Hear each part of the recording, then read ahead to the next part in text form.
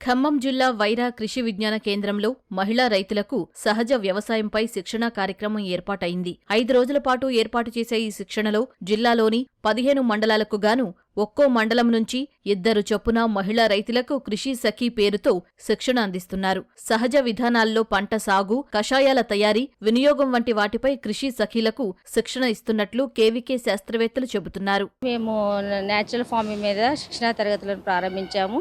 మొదటి 3 రోజుల్లో మరి కృషి సఖీస్ అనేవాళ్ళు ఒక 30 మంది మహిళలు ట్రైనింగ్కి ఎంపిక చేయబడినారు.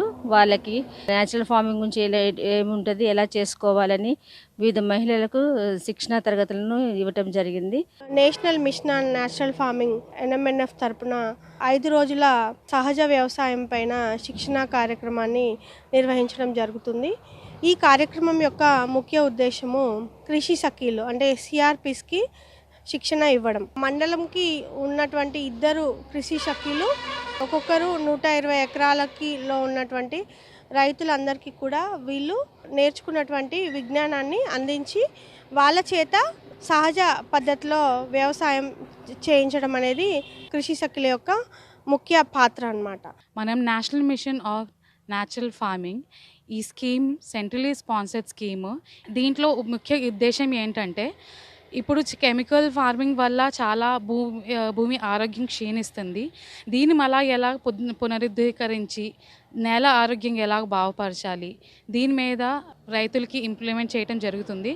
దీంట్లో ముందుగా కొన్ని క్లస్టర్స్ నుంచి కృషి సఖీస్ని ఎలెక్ట్ చేసుకొని వాళ్ళకి ట్రైనింగ్ ఇవ్వడం జరుగుతుంది. వ్యవసాయంలో సహజ విధానాలను ఆచరిస్తూ తక్కువ పెట్టుబడితో ఎక్కువ దిగుబడులు పొందే విధానాలను కేంద్ర ప్రభుత్వం ప్రోత్సహిస్తూ పలు శిక్షణలు ఇస్తోంది. ఇందులో భాగంగా రసాయనిక ఎరువుల వాడకం తగ్గించి భూసారం, పర్యావరణ పరిరక్షణ, ఆరోగ్య సంరక్షణకు కొత్త పద్ధతుల అమలుకు శ్రీకారం చుట్టింది. ఈ క్రమంలో ఇంటిని చక్కదిద్దే మహిళతోనే మార్పు చేయాలనే లక్ష్యంతో కృషి సఖీ పేరుతో క్లస్టర్ల వారీగా మహిళలకు ప్రకృతి వ్యవసాయంపై శిక్షణలు ఏర్పాటు చేస్తున్నారు. రసాయనిక ఎరువులు ఉపయోగించి ఆ పండించే పంటలు తినడం వల్ల మన ఆరోగ్యానికి చాలా నష్టం జరుగుతుంది. అది ఉద్దేశించి మనకి సెంట్రల్ గవర్నమెంట్ వారు కృషి సఖీ అనే ఒక ప్రోగ్రాం కండక్ట్ చేశారు.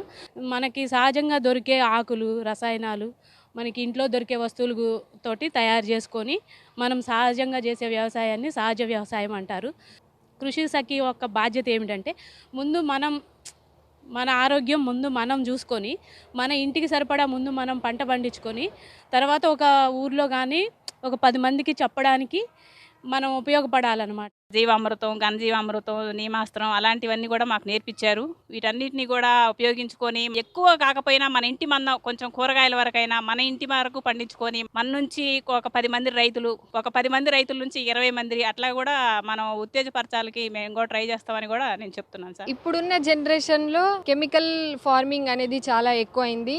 దీనిని ప్రభుత్వం దృష్టిలో పెట్టుకొని కృషి సఖీ అనే 5 డేస్ ప్రోగ్రామ్ను నిర్వహించడం జరిగింది. అందులో మేము CRPగా సెలెక్ట్ అయ్యాము. వ్యవసాయ పద్ధతుల్ని మార్చడానికి, సహజంగా పండించడానికి, ప్రకృతి వ్యవసాయాన్ని ఇంకా ప్రోత్సహించాలని కేవీకే కేంద్రం వైరాలో ట్రైనింగ్ ఇవ్వడం జరిగింది. సహజ వ్యవసాయాన్ని చైతన్యపరచాలి, మళ్ళీ ఆ రోజులను తీసుకురావాలని మన గవర్నమెంట్ ఈ కృషి సఖీ ప్రోగ్రామ్ని నిర్వహించారు. ఈ సఖీ ప్రోగ్రాం నందు న్యాచురల్ వ్యవసాయం ఎలా చేయాలి, ఆరోగ్యాన్ని ఎలా కాపాడుకోవచ్చు మనము అనే దానికోసం ట్రైనింగ్ ఇస్తున్నారు. వ్యవసాయ శాఖ ద్వారా చేపట్టే ఈ కార్యక్రమాన్ని జిల్లాల వారీగా కృషి విజ్ఞాన కేంద్రాలకు అప్పగించి మహిళలకు అవగాహన కల్పిస్తున్నారు. సాధ్యమైనంత ఎక్కువ విస్తీర్ణంలో ఈ విధానాన్ని అమలు చేసేందుకు అధికారులు సన్నాహాలు చేస్తున్నారు. కృషి విజ్ఞాన కేంద్రం వైరా ఖమ్మం జిల్లా నందు మనం కృషి సఖీలకు సహజ వ్యవసాయం మీద 5 రోజుల శిక్షణా కేంద్రాన్ని ఏర్పాటు చేయడం జరిగింది. దీనికి మనము జిల్లాలో 15 మండలాలలో మనం 1875 ఎకరాలలో మనం దీన్ని ఇంప్లిమెంట్ చేస్తున్నాము. దీనికి ప్రతి మండలానికి 2 కృషి సఖీలను చెప్పిన మన మహిళా రైతులని సెలెక్ట్ చేసుకొని ఈ 5 రోజుల శిక్షణ కార్యక్రమాన్ని ఏర్పాటు చేసుకుంటున్నాము. రసాయనిక ఎరువులను, పురుగు మందులను వాడకం తగ్గించేసి నేచురల్గా దొరికే వివిధ రకాల పద్ధతుల ద్వారా మనము పంటల్ని పండించుకోవడానికి వీలుగా వీళ్ళందరూ కూడా ట్రైనింగ్ ఇస్తున్నాము. కృషి సఖీల ద్వారా గ్రామంలోని మిగతా రైతులకు సహజ విధానాలపై అవగాహన పెంచేలా చర్యలు చేపట్టామని, రానున్న రోజుల్లో సహజ సాగు విధానాలను మరింత విస్తరించి భవిష్యత్తు తరాలకు ఆరోగ్యకరమైన దిగుబడులు అందించాలనే సంకల్పంతో ముందడుగు వేస్తున్నామంటూ అధికారులు చెబుతున్నారు.